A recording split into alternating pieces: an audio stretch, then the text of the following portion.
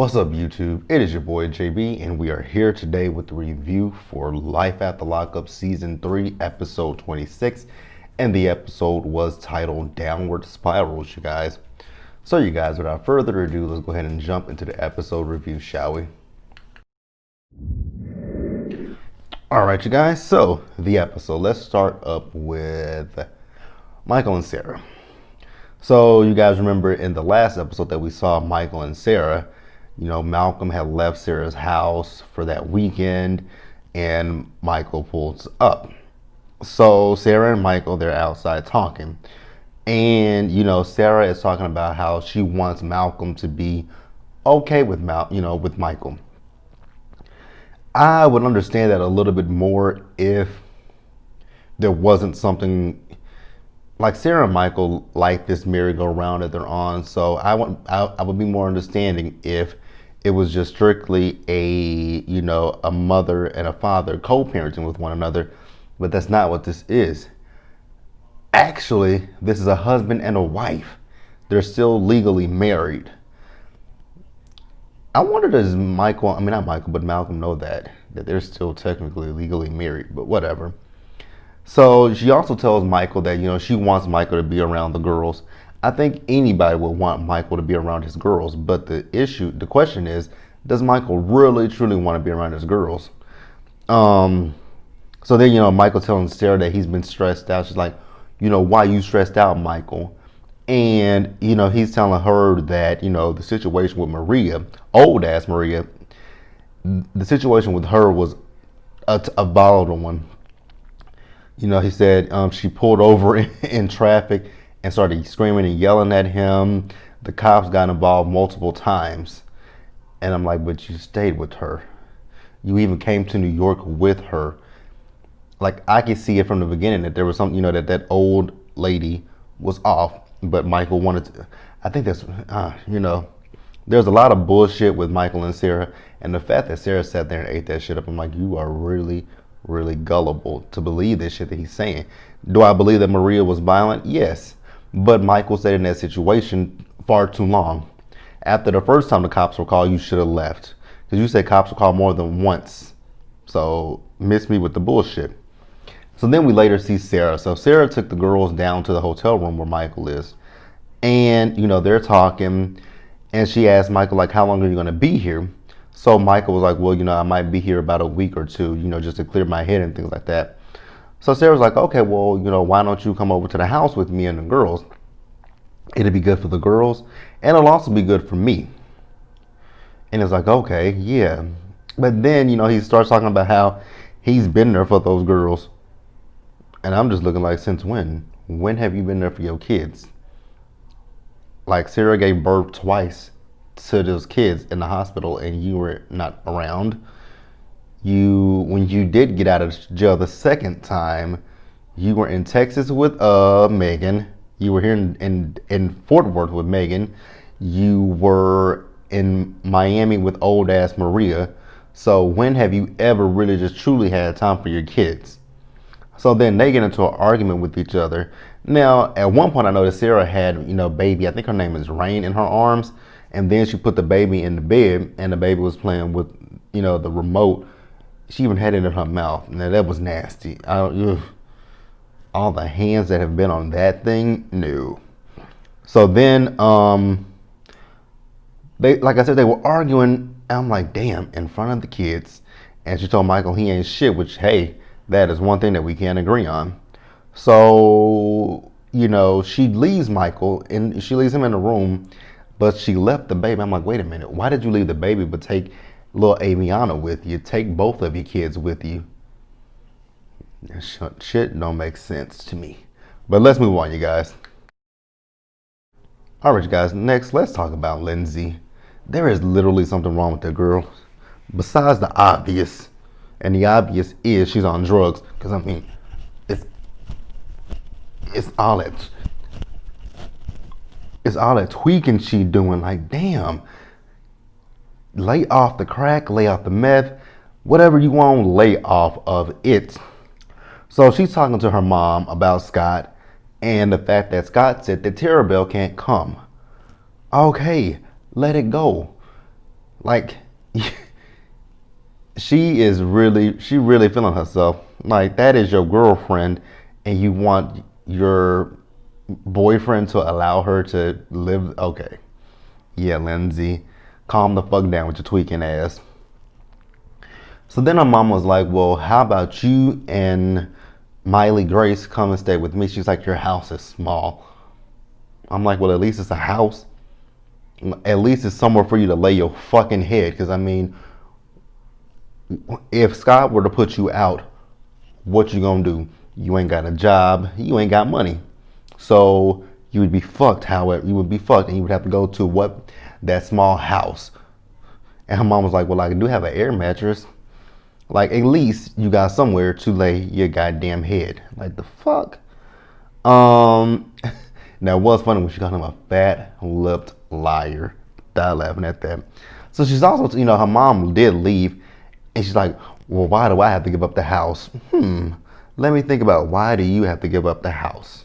Let's think about those reasons. The first reason is your name is not on the lease or the deed. You don't pay the rent or mortgage, whichever one it is.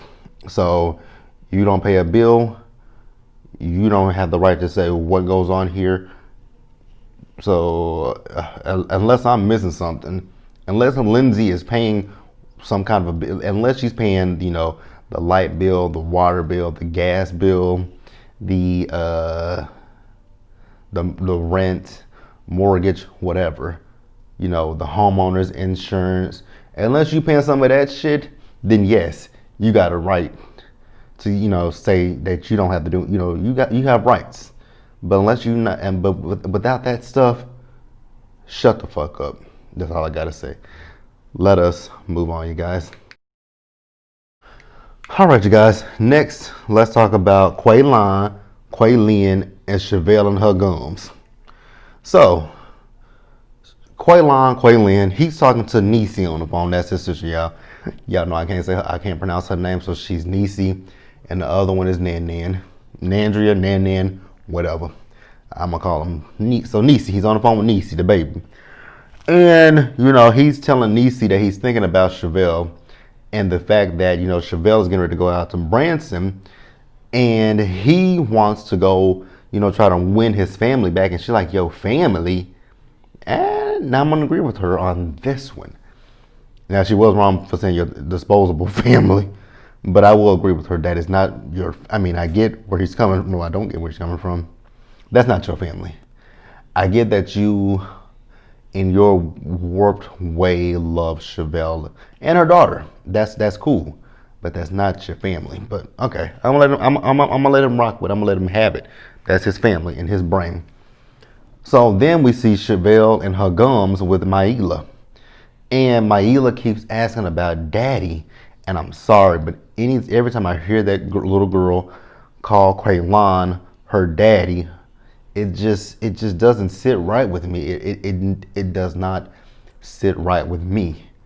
Because that's one, he's not your dad. And number two, he's not your dad. And number three, where's her dad? Where is her biological father at? That's the question that I have. And the next question that I have is Chevelle. Like, I would never I would never want to introduce somebody to my child. We could be dating for 2 and 3 years. I don't give a shit.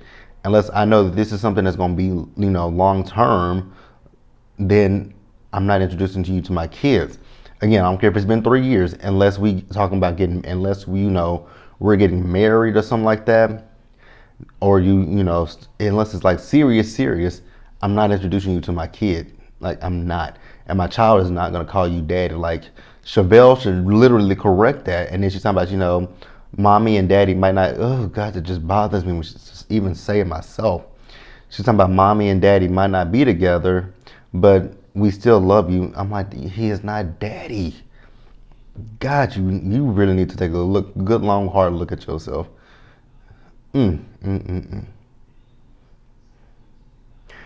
But yeah. So then Chevelle was going to Branson. So oh God, it was supposed to be a family trip. So instead of Kweilyn going with her, it's gonna be her cousin D-Mart. And, on the way there, her terrible braids, those braids were horrible. I'm like, did you just get those things done? Is it a wig? What is it? But she tells him that she went on a date with his friend Jay. And that was the last thing with them too. Let's go ahead and move on, you guys. All right, guys, let's actually go ahead and get the sad stuff out the way real quick. Marcelino and Brittany. So we saw Marcelino, and Marcelino was at a washateria, which I was confused by that when I saw that. I'm like, who is this at a washateria? And then I saw Marcelino. I'm like, why are you guys at? Why? I'm not judging by no means, but I was just thinking to myself, like, damn, y'all had enough money to upgrade that, that backyard, but y'all don't have a washer and dryer. I mean, that's a lot of money. And y'all got kids, and it's a whole family. That's a lot of money to be spending on, washing. The money that y'all spend at the washateria is money y'all could be saving for a washer and dryer. But again, I'm not judging. I'm just pointing out what I was thinking. So, his mom shows up. I think this might be the first time we ever saw his mom. So him and his mom talk about Brittany and her mother. And the one thing that I agree with everything that in this episode, I agree with pretty much everything that Marcelino said, which is odd that I agree with him. But I agree with what he said. He was talking, and I definitely agree with his mama. His mom was talking about the fact that, when it comes down to Cindy has to want to get the help, and I've been saying that for weeks. And it's like the saying, you can lead a horse to water, but you can't make it drink. And that's what the situation is with Cindy. You can take Cindy to a therapist. You can take Cindy to rehab. You can take Cindy to AA. You can take her wherever you want to take her. Cindy can sit there in that session and listen to everything that has been pointed out to her. But at the end of the day, it's up to Cindy if she listens to the message, receives a message, and figures out a way to tweak the message to make it fit her life. That is on Cindy. It's not on Marcelino. It's not on Brittany. It's not on his mama. It's solely on Cindy. So Cindy has to want the help. That's period. Like, Cindy has to want that help. And at this point, I don't think that Cindy wants that help. I think Cindy is very much so happy being in this situation that she's in. Is it bad? Absolutely. Nobody wants to see. And I understand and I empathize with what Brittany is going through. But at the end of the day, Brittany, that is not your fight. That is not your burden. That is not your battle. You have taken on your burden. You've taken on your battle and you won. You're sober. Like I said, your mom, she has to want that shit for herself. So, and also Brittany, later in the episode, she said she had been calling her mom, but her mom wasn't answering the phone, and she wonders if she pushed her over the edge. I don't think that you push her over the edge. Like I said just a few minutes ago, your mother doesn't want the help, Brittany. I'm not laughing at that. I'm just, your mother doesn't want the help, period. That's what it is. She doesn't want it. She's not at that point in her life. Like Marcelino's mom said, Cindy has to hit rock bottom. And she hasn't hit rock bottom. Even though rock bottom, honestly, what I think would be rock bottom for Cindy is, she's in that hotel room. How is she paying for it? Oh God, I don't even want to think about that. Rock bottom would literally probably have to be for her living under the streets and not able to get her drugs. I would prefer that rock bottom than the other rock bottom of her being dead. God. And neither alternative is good. But at the end of the day, Brittany, that's not your battle. That's not your burden to take on. That is Cindy's and only Cindy's. Now, yes, like I said, if Cindy actually came to you and said she actually really wanted help, then yes, step up. If you can help her, step up. But if not, that's on you, not me. But let's move on, you guys. All right, you guys, let's talk about Andrea and Lamar. In this episode, Andrea, she always gets on my nerves in every episode, but in this one, she really got on my nerves. So, when Lamar got to the crib, Andrea was still upset at him. And the one thing I will say is I do agree with Andrea on one particular thing, and that's gonna be it where I agree with her. So Lamar got in the house, she's still fussing and arguing and yelling at him, and even the kids, are telling her like, calm down, like it ain't that it's not that deep, which is not. But like I said a few minutes ago, I do agree with Andrea on one particular thing. And the thing that I agree with Andrea about was that why did you feel the need to tell Priscilla to lie to me? Like, you shouldn't be teaching your daughter, you shouldn't be telling your daughter to lie to me about this situation. And I agree with her on that one. Now, I agree with Lamar as well, because Lamar was like, I don't have to, I don't, yes, I probably shouldn't have had her lie, but I don't have to tell you that I'm going to introduce one daughter to the other daughter. I definitely agree with that. That is not, he don't have to come to her for permission or anything like that. He's a grown man. That is his child as well. So he has a right to say, he has a rights as well.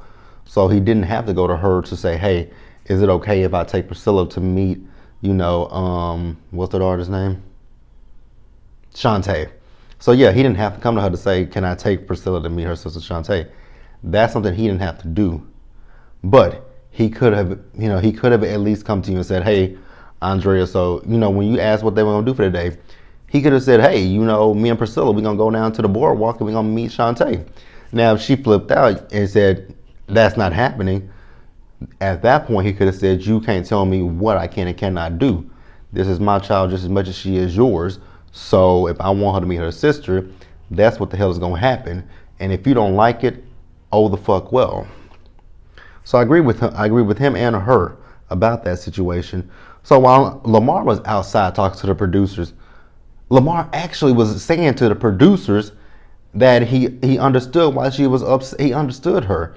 And he, looking back on it, maybe he shouldn't have done that.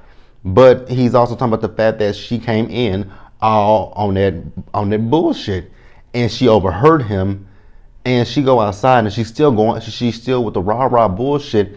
And I'm just like, Andrea, if you actually listen to what the man was saying, the man was actually saying you were right. He understood your frustration, but your approach was piss poor.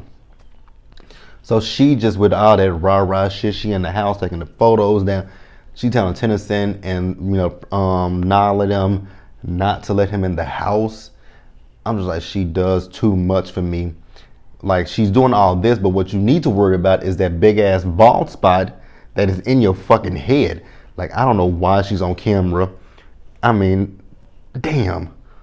And the producers, y'all shady. Y'all just be zooming in on that bald spot. Like, whoever does her hair when she does her interviews with the producers, maybe you should get them to do your hair every day, or at least buy a wig. Buy yourself a lace front wig. Have somebody braid your shit up and just throw that motherfucking lace front on, because you, my friend, have bald spots and they are prominent. Worry about your bald spots. But let's move over to the last couple and we are done for this episode, you guys. All right, you guys, let's talk about Amber and Puppy. Oh, God. So, Amber and Puppy. So, Amber and Puppy's mama, they making breakfast the next morning. They making breakfast the next morning after she's been released. Puppy comes into the kitchen when they sat down to eat. Before we even get into Puppy's mama asking these questions that she was asking, the producers, they were talking, and the producers had the camera squarely on Amber. Now, if you guys go back and look at that episode, there was a roach that was climbing down the walls. I was like, oh no. Now, I ain't judging nobody who got roaches or nothing like that, because I know some people who've had roaches in the past. And I mean roach is when you walk into the, oh God, when you walked into the kitchen, the bitches just ran rampant. Oh God, I really used to hate going over there, because that would be my fear. wake up to a roach crawling on me. I used to, when, oh God, I would say the weekend too. And, I would wait to eat. I would wait to eat until I got home. I would not eat that entire time. Or if we did eat, I would ask, can we go out to eat? Can I? Because my mom would always give me money. Because after the first time I told her, I'm like, Mama, they have roaches. I'm like, they have roaches. And you know me. The thing about me is I'm a picky eater to begin with. So she would always give me money to go get me something to eat. So we would either walk somewhere or they would take me somewhere. Because I'm like, I'm a picky eater and I don't eat everybody's food. And what you guys have here is stuff that I don't eat, which is really well stuff that I don't eat. But on top of that, I don't eat in a house where the roaches are congregating in the kitchen. I just can't do it. Can't do it. Sorry to anybody who has roaches congregating in their kitchen. You would never invite me over because I would never eat there. I would just be like, oh, that looks good. I ain't touching it, but it looks good. So yeah, they talking. So Amber's mom is not Amber, but Puppy's mama is asking questions about their relationship. She's like, did y'all do the hanky panky? Why are you concerned that they did the hanky panky? I'm pretty sure if they did the hanky panky, you would have hurt them. Then she asked them about their relationship. Amber says, right now they just, taking it day by day. She just got out, which I do agree with that part. She just got out, let her get reacclimated to the world, and then we can figure things out. But Amber was in her scene with the producers, and her phone rang, and a man called, and she's talking about she can't wait for him to get out. I'm like, girl, we still know you a lesbian, but okay, whatever. You bisexual, whatever. Girl, if you couldn't do nothing with Vince, what makes you? Never mind. Let's end the episode, you guys. That was a review. Be sure to like this video and leave your comments. Be sure to subscribe to this channel, and I will see you guys in the next one. As always, you guys, stay safe out there. Take care of yourselves. Remember, wash your hands, wear your mask, socially distance, and also, you guys, click down in the description bar. Now, you guys do know that I do have an affiliate. I'm going to put their link in this video as well, but also go over there and subscribe to my planner channel. All that information is in the description bar below. So until the next one, you guys, I will see you guys later, which will be Real Housewives of Atlanta tomorrow. Bye, guys.